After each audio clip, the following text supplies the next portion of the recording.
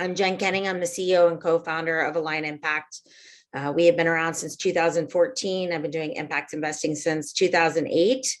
And I am very grateful to share the Zoom town hall today with both Patience and Ruth, as well as other esteemed members of our community. I wanted to start off by saying that both of these women, their entire careers have been dedicated to pushing change and pushing the boundaries in their respective roles, in their organizations, as well as their professions, in their homes, in their partnerships, and in our ecosystem. So while I could spend 10 minutes on each of them, I'm not going to do that. I want to point out a few highlights.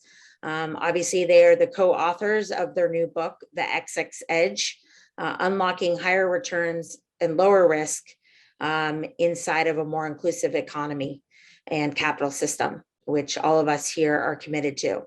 I'll start with Patience. Patience has more than 2.5 decades of investment experience across the capital markets. She is widely recognized for using levers of finance to innovate pathways to creating a more equal and just world. She's had many firsts in her careers. She worked at the IFC. She's developed platforms for women. She's developed liquidity programs. She sits on many esteemed boards, and we are lucky to have her as one of our investment committee members at Align. And the thing I really wanted to say about Patience is really threefold. One is when Patience speaks, I want to listen because I always learn something new in the delivery. Two is that not only does she trailblaze as a career woman, but she's actually setting the pathway for her family in the same manner. So she lives by her values. And I had the lovely opportunity to be with her and her family last night in DC. And lastly, that she brings a breadth of knowledge, having worked across the globe, to the issues that women face, that our communities face, and that how having us all in the same dialogue will really drive us forward. So thank you, Patience, for being the trailblazer that you are, the friend, and the colleague. Ruth. So Ruth just shared before we moved everyone into the room, is that Ruth and I actually met about 5 years ago. I served on a advisory board that she was creating at the Center for Philanthropy at the Wharton School. And actually it was the XX Factor, and had the pleasure of working with her and others in a more working, actionable environment. And the first thing that I remember about Ruth was not only did she have the command of the room, but she also followed through on her actions, and she really stands for this work and everything she does as well. She's a MD by trade. She has been in the field of medicine. And then once she retired from that, she really took that into her portfolio, into how she lives her life, into the investment she's made. She's spearheaded many, many different investments with different types of capital that without her spearheading it and being a champion for it, it absolutely would not have gotten off the ground. And then lastly, she is a 2020 Impact 50 investor seeking profit changemaker for Forbes, and a dear friend of this community. So without further ado, I'm going to ask both of you the same questions right out of the gates, and then I'll toggle between the two of you. And so first question from, if you both want to answer, that'd be great. If one of you, then you can share that. What is the XX Edge from your perspective, and why does it matter? Ruth, I think you should take the question because you came up with the first part of the title, the XX Edge. So go for it.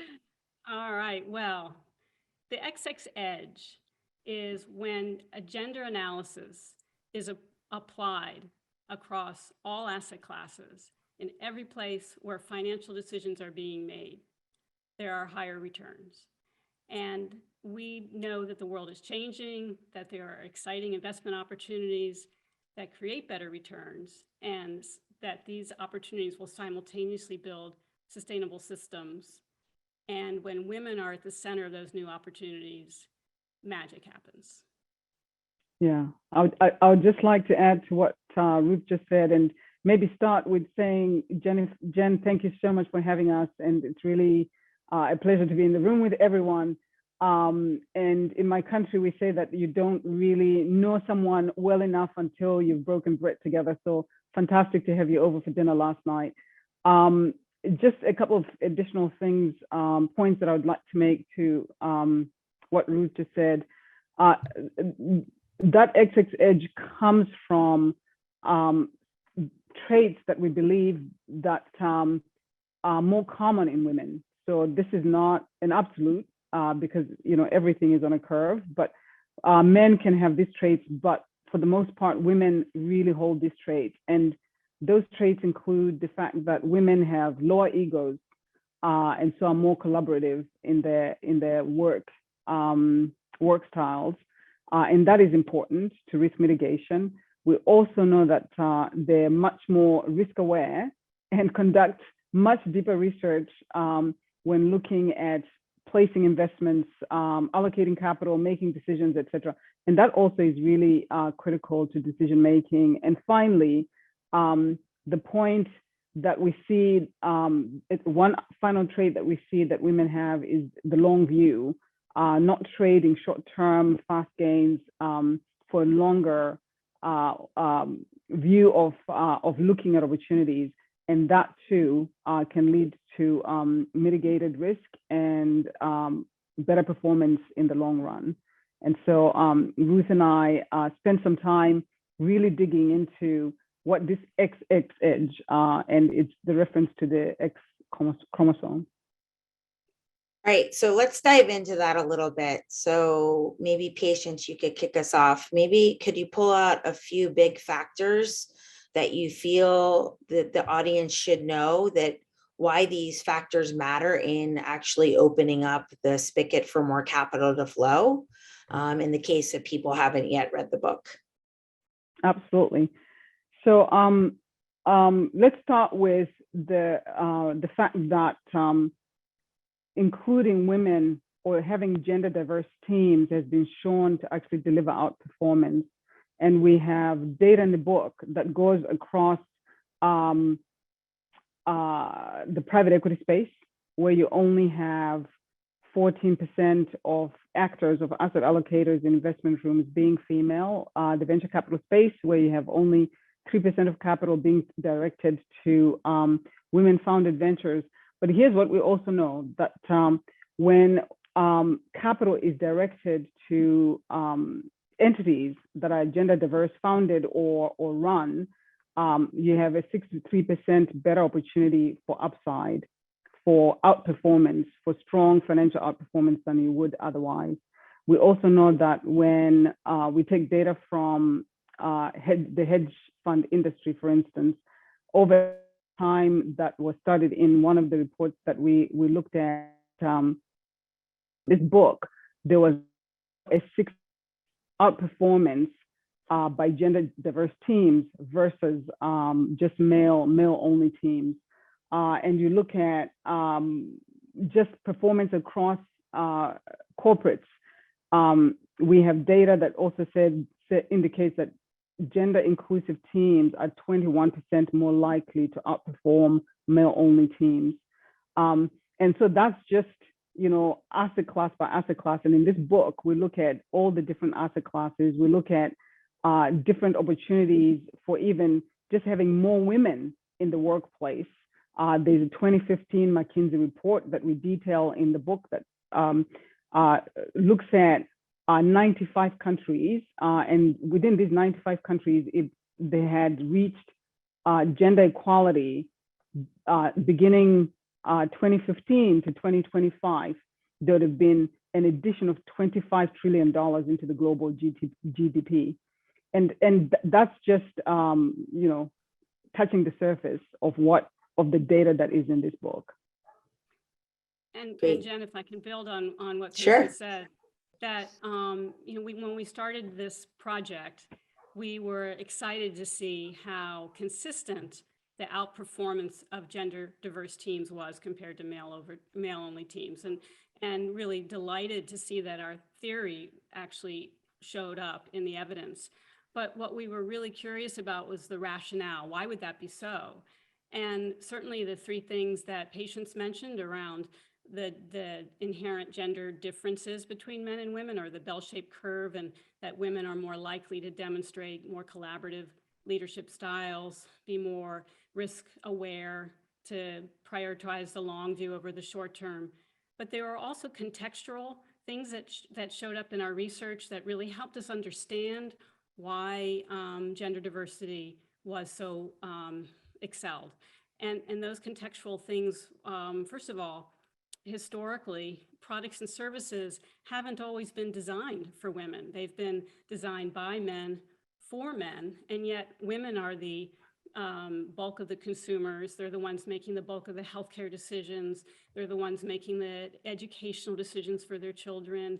Across the board, women are the ones making the financial decisions, and their interests aren't necessarily represented by men if they're the ones designing the products and services. But then the thing that was so satisfying to see play out in our research was this notion of proximity to problems.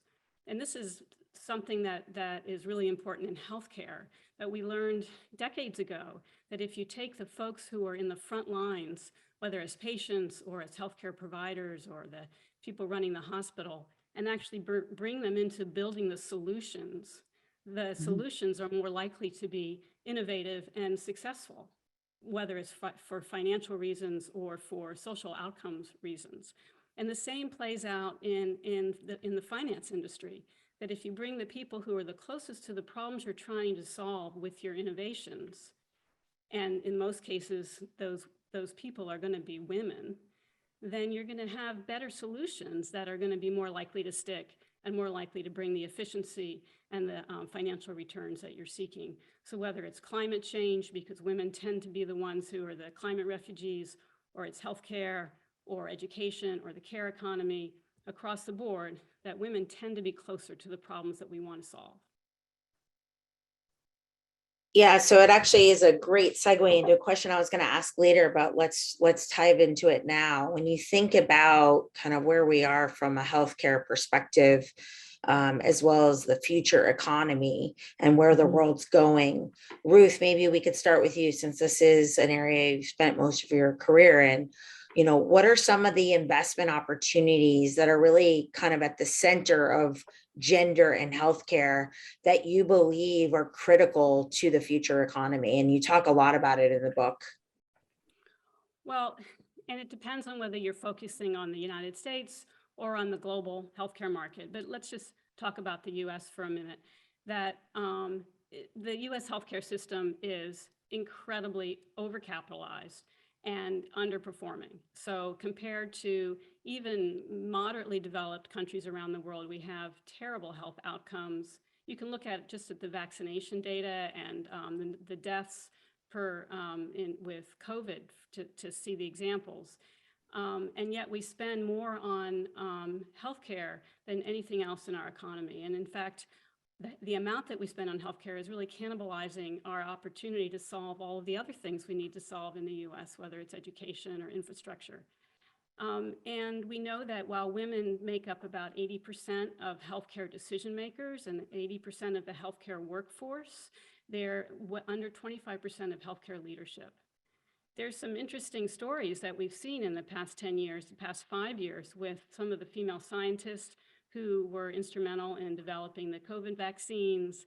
And we can go back, 20, 30 years to see examples, for instance, in heart disease, how the impact of women coming into cardiology has changed the research around women and heart disease. I think many people know the story about how many of the drugs and treatments for heart disease were really focused on men, and women were dying of heart attacks without really having appropriate therapy until women were part of the innovation teams and the healthcare scientists. So there's many examples in healthcare where bringing women into as principal investigators, as leaders of hospitals, as leaders of pharmaceutical companies, funding women's health technologies, that will really make a difference, I think, in our healthcare system in the United States.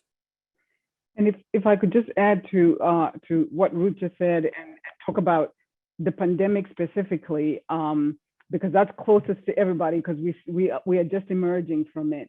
But when you look at the wall of, folks who helped keep us, from even more debts, globally, more than 70% of healthcare staff is female.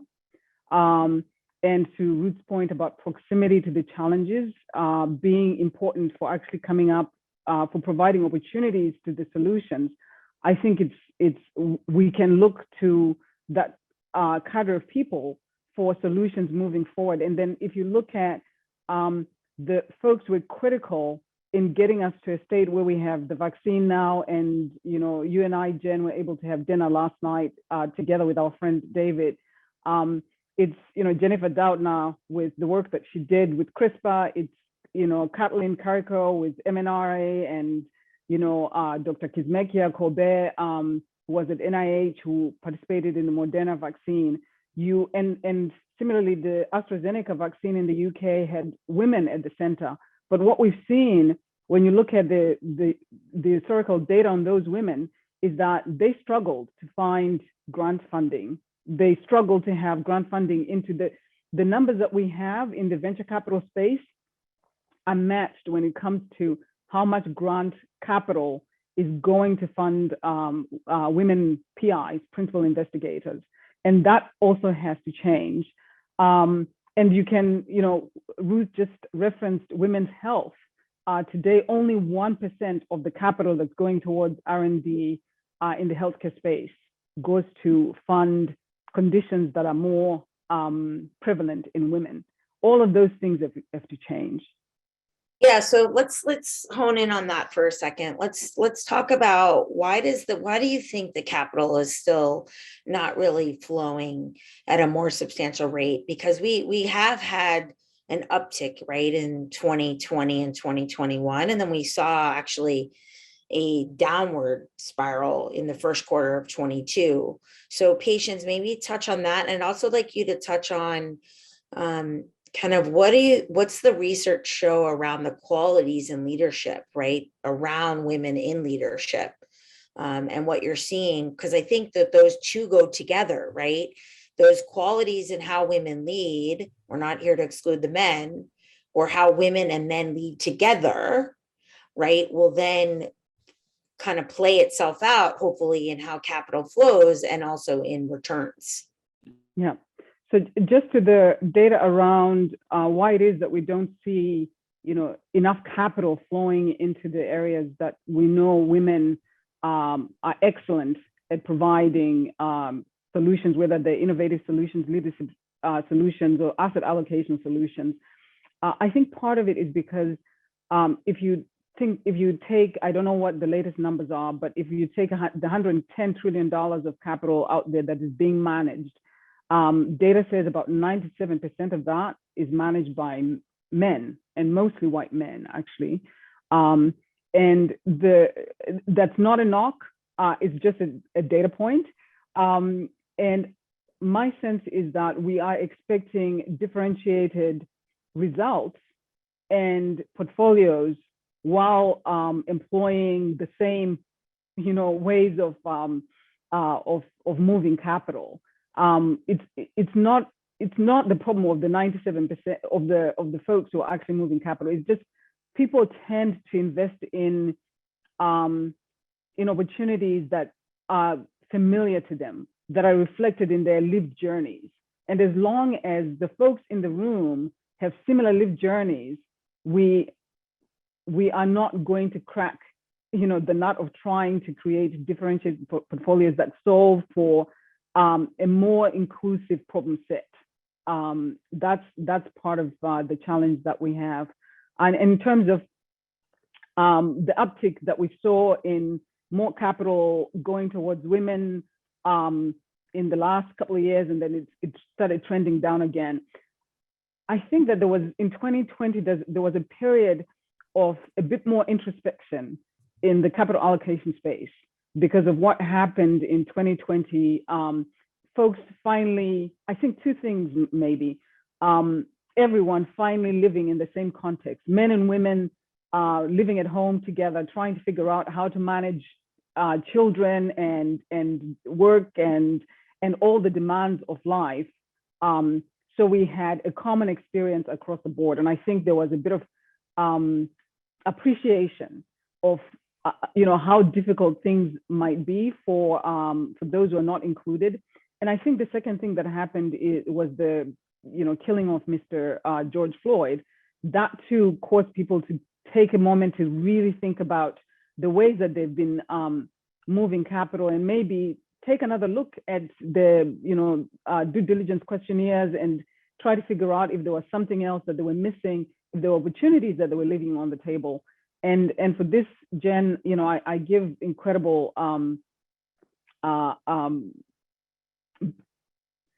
praise for you and your team, because I sit on the investment committee of Line Impact, as you said, and this is an entity that is women co-founded, and thanks to you and Brent, and it is run with an incredible eye towards both financial returns and impact returns.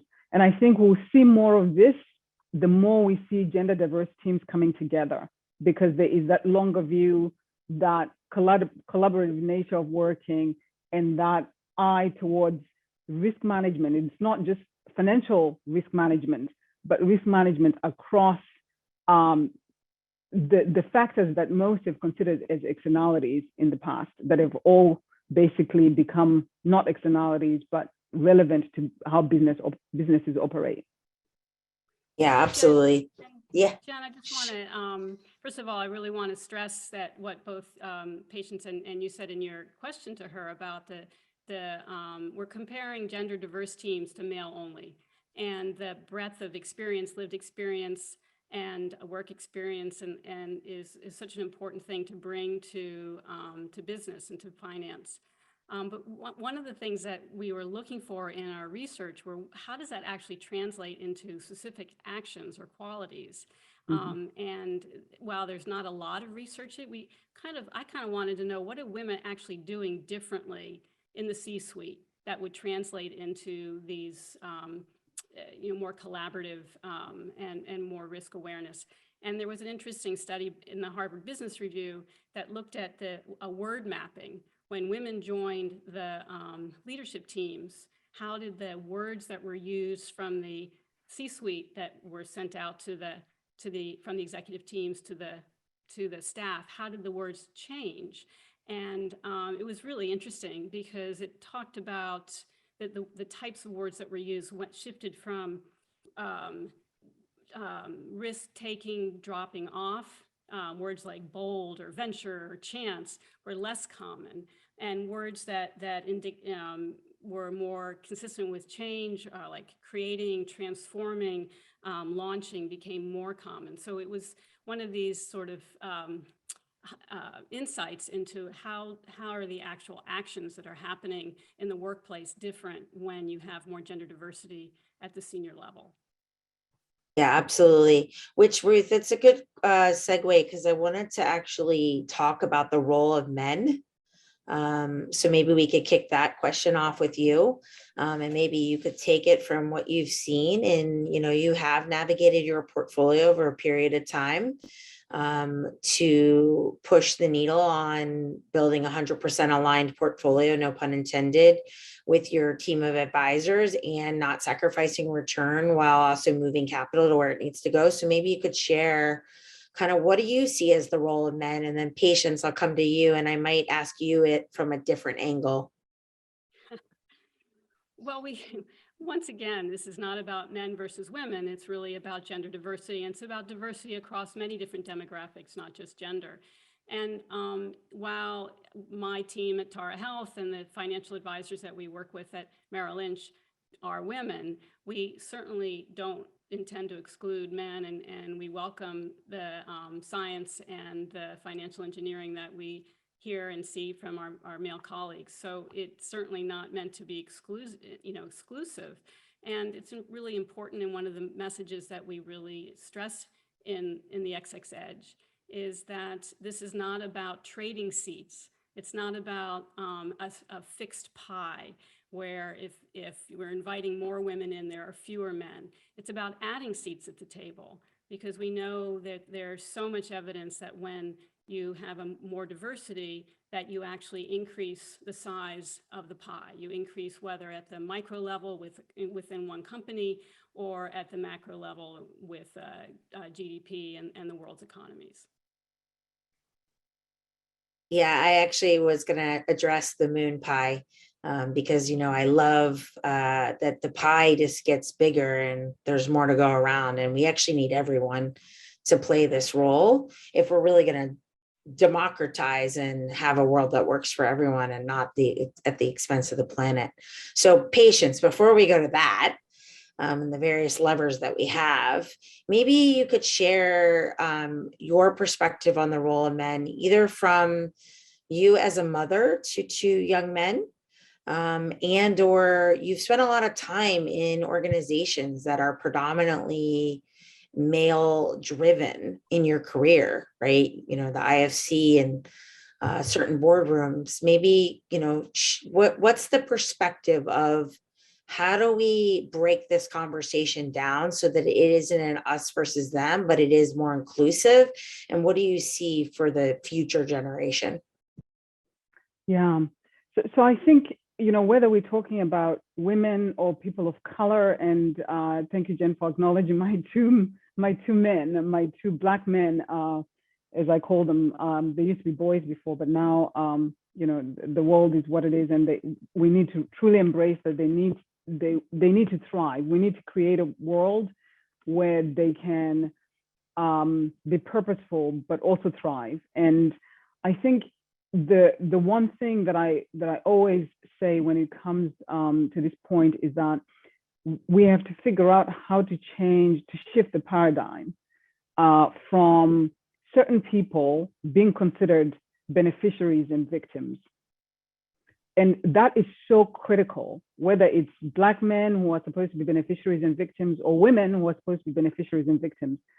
Because until we see everyone as talented and part of driving solutions for this world, we're really not going to change how capital moves.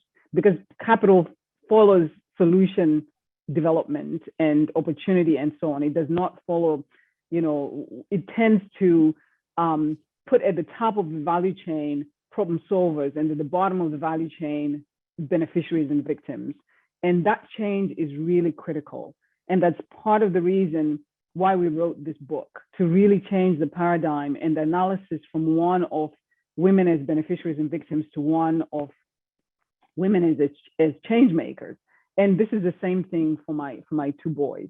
We have prepared them well to walk into the world and be change makers and be solution drivers and help us beat back the challenges that are accelerating and coming at us, whether it's climate change, pandemics, racial injustice, whatever it is. As their parents, we have, paid for their education, educated them well, and given them the tools. But what I know is the other part, the rest of the world has to be willing to, increase the numbers of chairs at the table and value the input. And because only then do we actually have, the opportunity to invest into the differentiated opportunities that will ultimately provide more pie for everyone and healthier and wealthier outcomes for all of us. I'll stop there. Yeah, no, it's so true.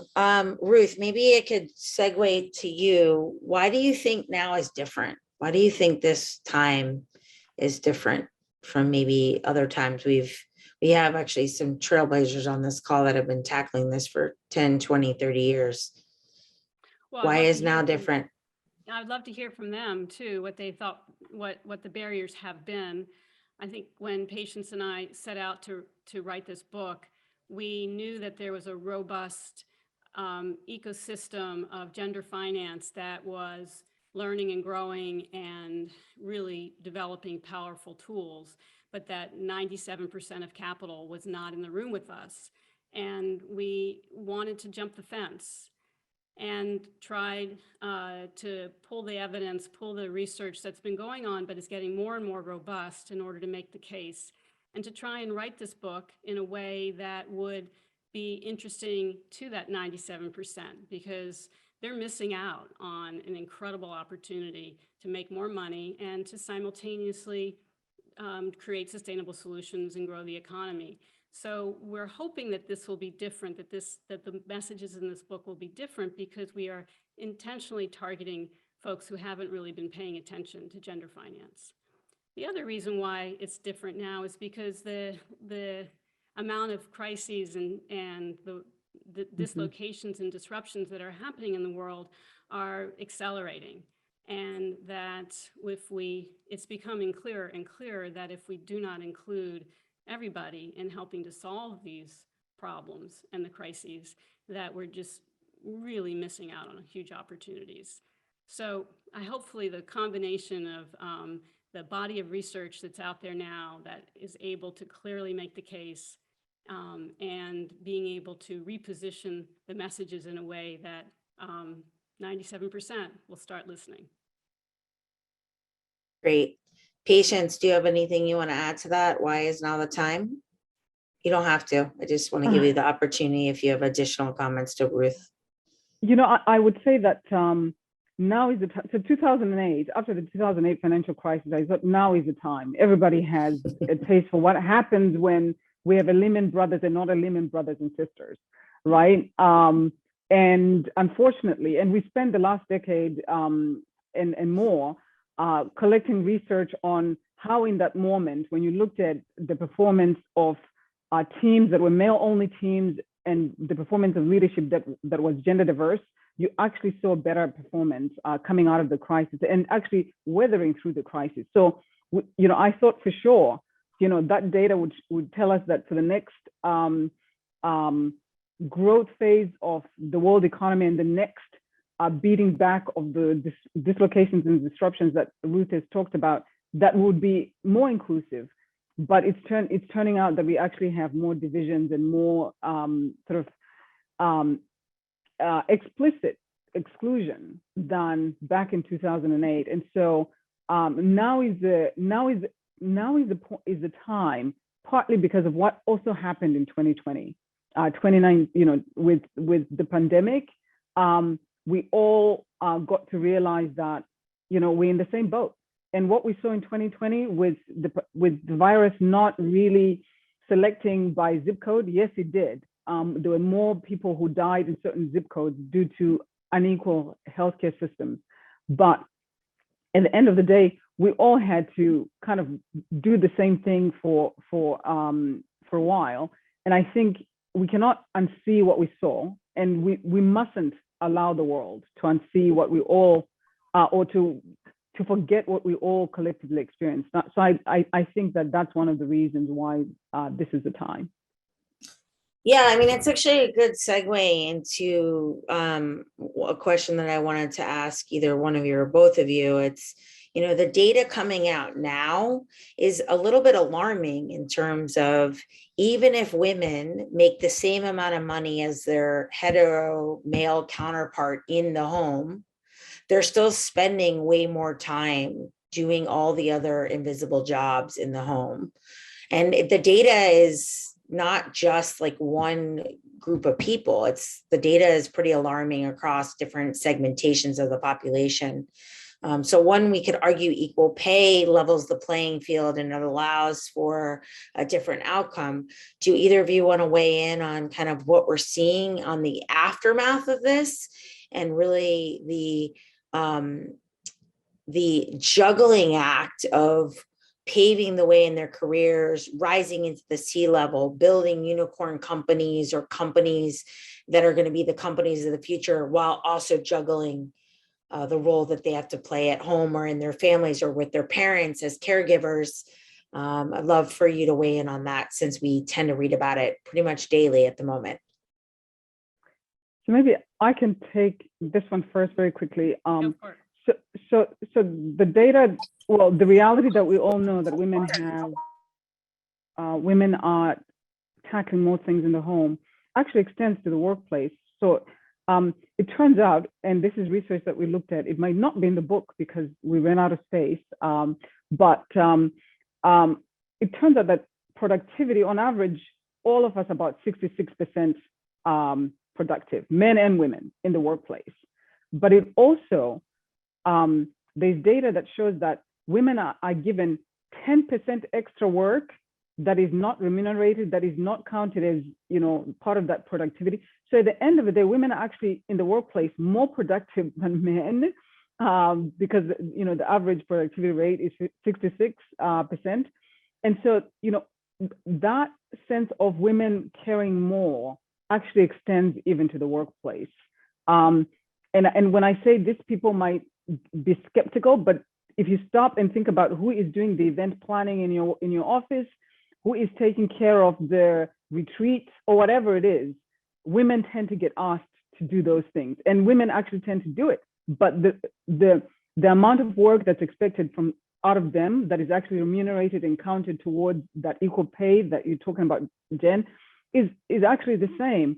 And so what we're hoping for, and at Women of the World Endowment, and I haven't introduced Women of the World Endowment extensively, but one of the things that we're now beginning to focus on is the care economy, and thinking about how the care economy can be, how there can be redistribution of care and equal remuneration for care, and right?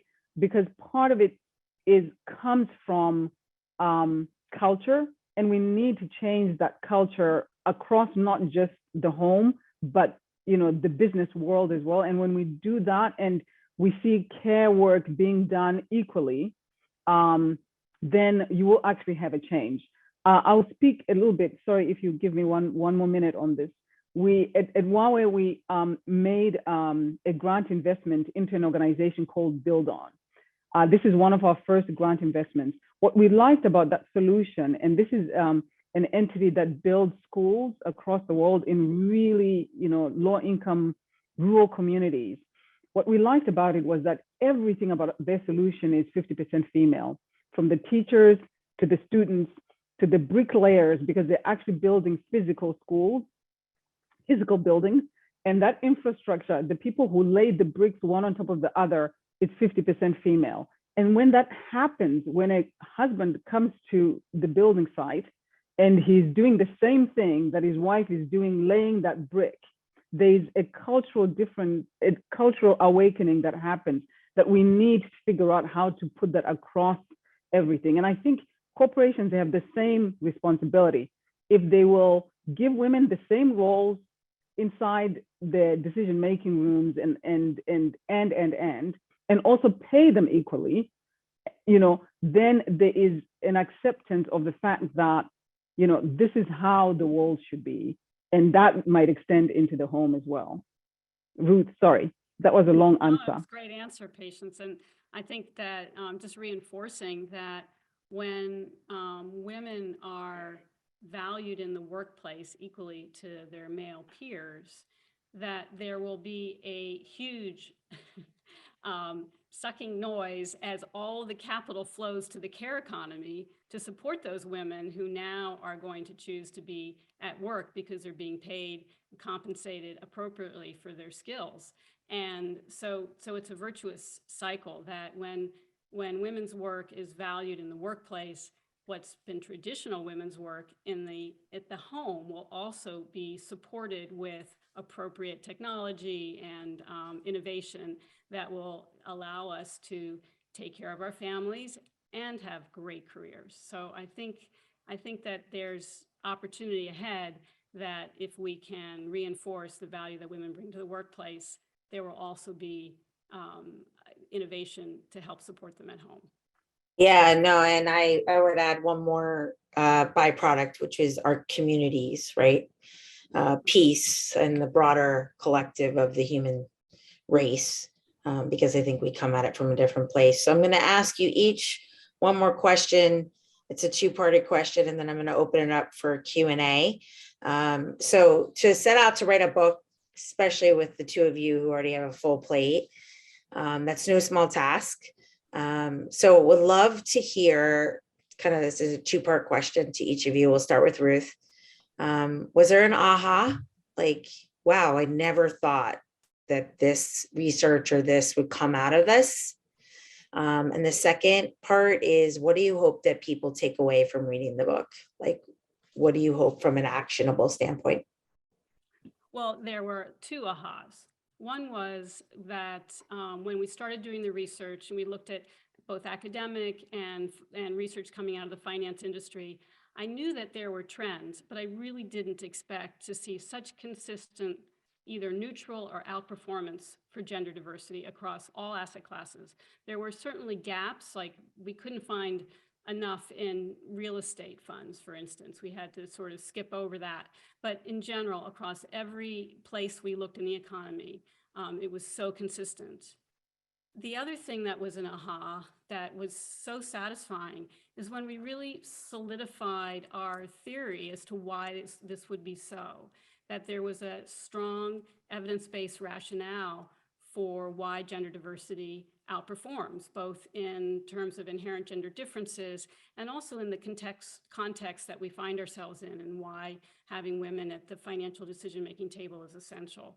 So those were when it all came together like that, you know, no offense, Patience, but the book kind of wrote itself, right? It wrote itself between 9 p.m. and 3 a.m. for me. which is when I was sitting at my desk writing it. We had little trolls writing it for us. Well, but I do want to answer your second part of your question, Jen, which is, what do we hope? We really want to change the face of finance. We really want to flip the paradigm so that it's not that gender analysis is not seen as a niche, you know, sustainable finance idea over in the corner, but that it's the essential way to manage a portfolio. Patience and I started this journey with this fantasy that a certain head of BlackRock one day would say, instead of what he has said, that I'm not an environmentalist, I'm a capitalist, that he would say, I'm not a feminist, I'm a capitalist, because gender finance is an essential, gender analysis is an essential part of any good financial engineering. Yeah, absolutely. Well, I hope I'm going to give the same question to Patience, but I think we might have about 13%, maybe if I'm being generous, of men on the call today. So our next event, we'll do a call to men. Only. Men only, and then the women can also join in, but they'll all have some speaking roles. So to the men that did join us today, we thank you, because we need your partnership. And to Ruth's point, like, we do need to stop putting ourselves in the buckets in different silos and realize that we're either all going to win together or we're all going to go down together. And I think we did learn maybe some of that during COVID. So Patience, aha. Besides, we know, as Suzanne said so beautifully, we know it didn't write itself. I now know what you're doing at 1 a.m. when I'm emailing you and you're emailing me back. Ahas for you, and what do you hope people take away from it? I think for me, outside of, you know, I've been living in this space, and so the data has been coming from different organizations, Gender Smart being, you know, one of those organizations that puts data out there. Thank you, Suzanne, for being in the room. And, of course, all kinds of research being done by different organizations, including financial institutions, Goldman Sachs, Bank of America, all these institutions that are recognizing that there is something in the women client base that they're not tapping into.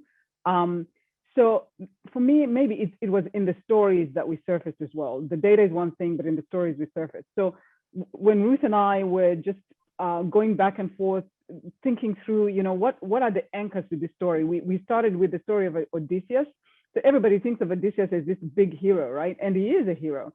But what the story actually has that most people don't really focus on is the role of Athena and Penelope. Those are the heroes. I mean, Odysseus manages to come back home and find his kingdom still there, partly because Athena saves his bottom, and Athena makes it so that he gets back home, and Penelope on the other side is holding down the fort, right? That's the story of the women heroes, but we see only mostly the male hero, and it's the same thing when we looked at case stories for this, specific studies within the different spheres that we're looking at. We already talked about the healthcare space, but the story of Medellin. Medellin is one of the regions in Colombia, and it used to be a drug center. And Medellin today is an example that is given all the time about cities that, smart cities, and how people want to clean up cities and bring up health and wealth for all. And 54% of the delegates to these city, to these sort of maybe locales, communities, 54% of the delegates are women. And it's women who recognize that if they were on the committees that were allocating budget, they could allocate budget to the issues that they, as sometimes the most proximate to the harm, we're seeing, and where the levers of opportunity and change could happen. That's just one example that we surface in this book. Another one is Norway, and how the care economy infrastructure comes from the time after the Second World War, when women had been given the jobs that men who had the jobs previously had when men went off to fight. And then once men came back, the government wanted to give jobs back to the women, and the women started striking. And from those strikes comes over time this building up of the care economy to a place where Norway is one of the best examples for what we should all do when we think about what happened in 2020, 2021, and where all our care economy infrastructure, both physical and non-physical infrastructure, should be heading towards. And women were at the bottom of that. So many instances where we said the genesis of this change that we're trying to document in this book, where was it? And it pointed to moments in time when women were key change makers and solution drivers. Yeah, absolutely. And that's a great segue to open it up to Q&A. There's $30 trillion is going to transfer hands, right? And it's going to mainly transfer to women first, and then to millennials and Gen Zers and the next generation, as well as women are making more money than ever and becoming the decision maker around the wealth. And so I really think not only is it impacted in the GDP numbers, right? And there's $5 trillion of purchasing power there. But I think you're going to start to see it as we transition wealth in this country and globally. And to tie it all back to the baby boomers and to health and to being proactive, right? It is about allowing,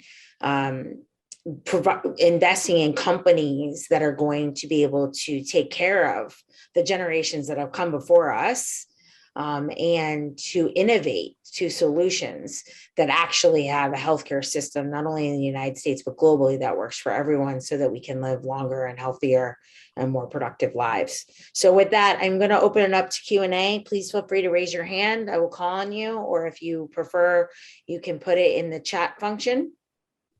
So do I have anyone who has a question?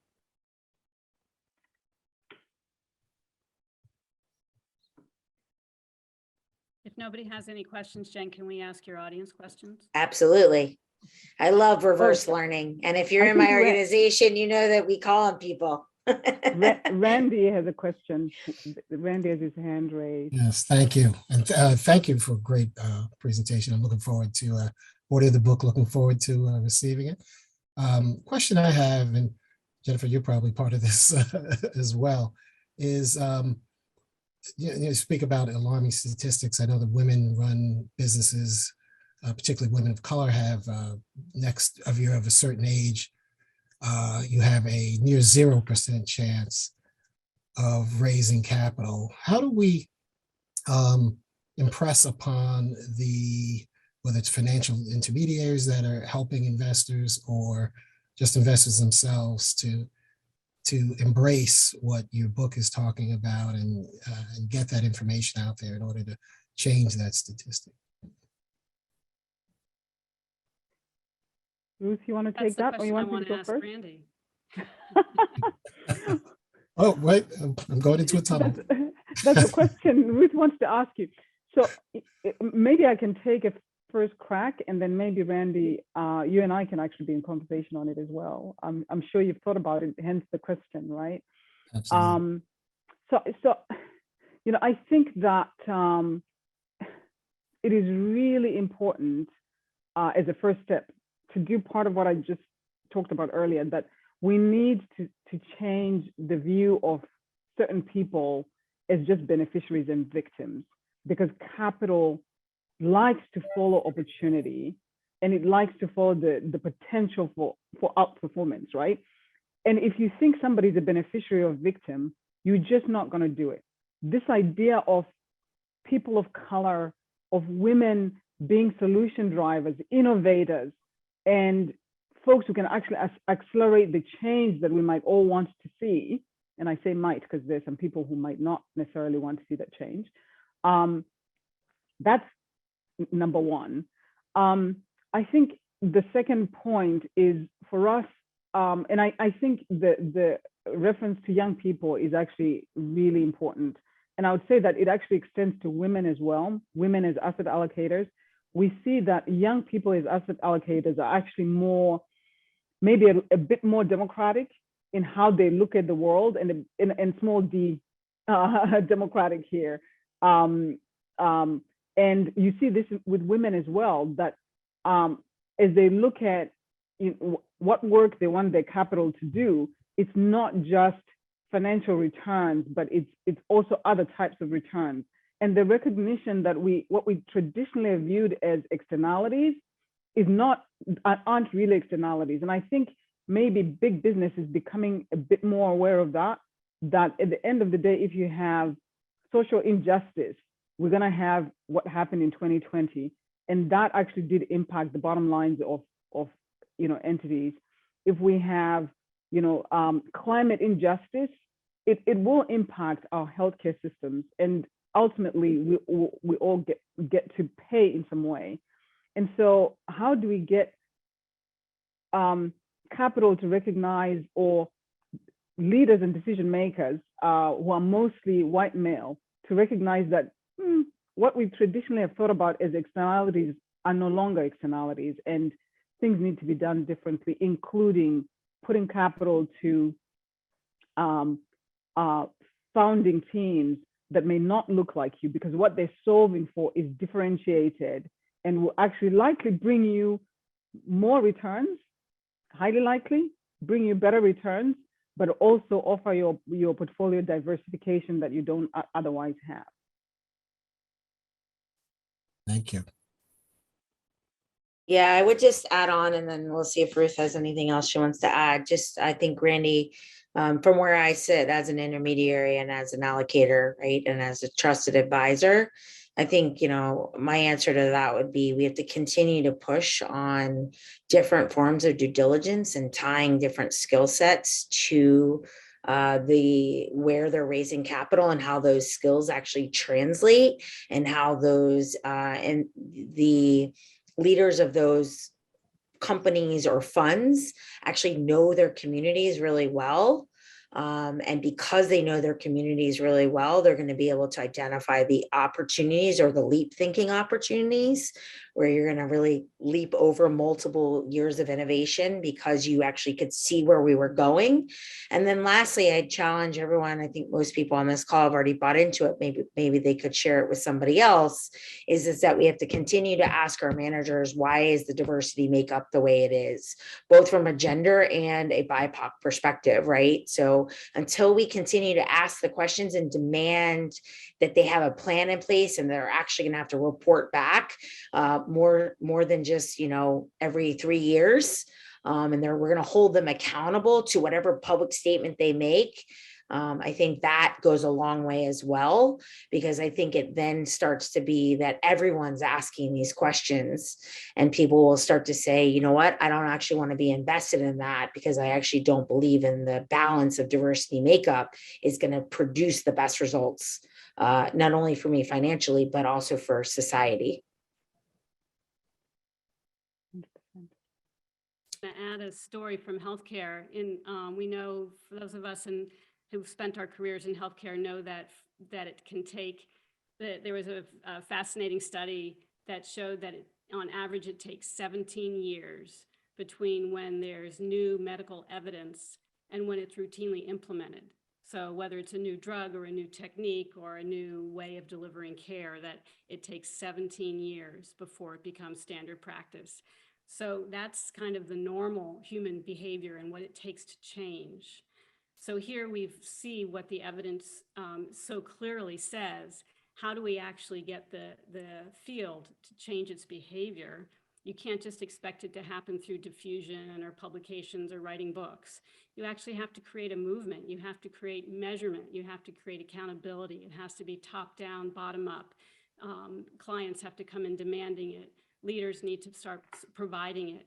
It's a whole system change that takes time, but it can be accelerated. And I think that because the folks on this call understand what the book's about and understand that what the XX Edge is, that we're going to need all of you to be making the case and pushing from wherever you sit and whatever lever that you have access to in the system. Thank you. Looking forward to the men's call. Actually, I was thinking maybe we'll have one of the men in a line. There's only a few. It's predominantly women. We'll have them plan it instead of Dorian and Paula to break the trend. Are there any other questions? No one has a burning question? All right. Well, in the spirit of action, as most of you know, that's kind of, I like action behind words. Patience, maybe share with us a call to action, something that everyone can do to drive the conversation forward so that it wasn't just a good hour that we spent together in community. Yeah, thank you very much for having us, and everyone in the room, thank you so much for joining us. We hope that first, after this call, you're intrigued and you're going to go and buy the book. But buying the book is the first thing. To what Randy said and Ruth said and Jenny said the same thing. It's really about action. So somebody asked us, what do you want of this book? What's the ultimate objective? Is it, a bestseller list or what else? And we said the objective is really to drive change, right? If you read this book and you see something that resonates with you, and towards the end of the book, we actually give a bit of a how-to, but it's surface, it's incomplete.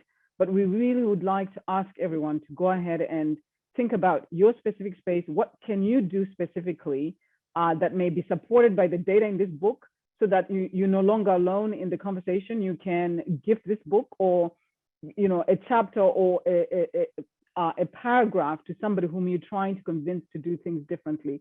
And we hope that most of your targets are actually male targets, because as we know, women have been understanding this data for a while, know that we're holding up skies across all kinds of continents. And yet that is not necessarily valued, and we need to change that. Great. Well, Father's Day is coming up, so we could start with that. Ruth, call to action. Call to action, to look both internally and externally at your own organization. Do an audit. Look at what your distribution of women throughout, not just at the senior leadership, but at middle management. Think about your own networks. And this isn't just around gender diversity, it's about all types of diversity. Be intentional in who you get to know. Who do you meet at professional conferences? Whose LinkedIn invitations do you answer? That it does take intentionality to change our own communities. And that's what this is all about. There's talent out there that we're missing because we don't see it. So do that internal audit in addition to looking to who you do business with. Who's managing your own personal accounts? Who's managing your 401k? What kind of benefits packages? Are they covering reproductive health services? Are the companies that you're buying stock in or investing privately in paying for their employees to travel out of state if they needed an abortion, for instance? And look for your own opportunity to mentor. If you're a man and you are picking who you're going to mentor in the next couple of years, look for people who are different from you and really support them, not just in name, but in deed and action too. And vote for women. Until women make up 50% of legislative bodies, whether it's local, school board, state, national, then there's always an opportunity to vote for more women. Great. And I'll just close this out with, I'd encourage everyone to look at their portfolio or where they bank if you don't yet have a portfolio, and see what the composition of that team is made up of, because you might be surprised. And if you don't want to take that on, maybe look at a product you use all the time and see what's behind that product, and really what's the composition of the leadership team, and does it really represent your values? You could do this easily from what you wear to the coffee you drink, to the lotion you put on your body. And so there's lots of ways that we can all partake in kind of voting with our dollars, and raising our voices. So thank you to both of you, not only for carving out the time today, but for your decades of commitment to a more just and equal world for everyone, and that the capital system will look different, not in 2050, but in 2025 and 2030. And we thank you for being part of our community and for what you stand for. And to the Align clients, family, friends, thank you for being committed to the conversation, staying in the conversation, and constantly being willing to push the needle. And we look forward to continuing to go on the journey with you. So thank you, everyone. Have a great rest of your day.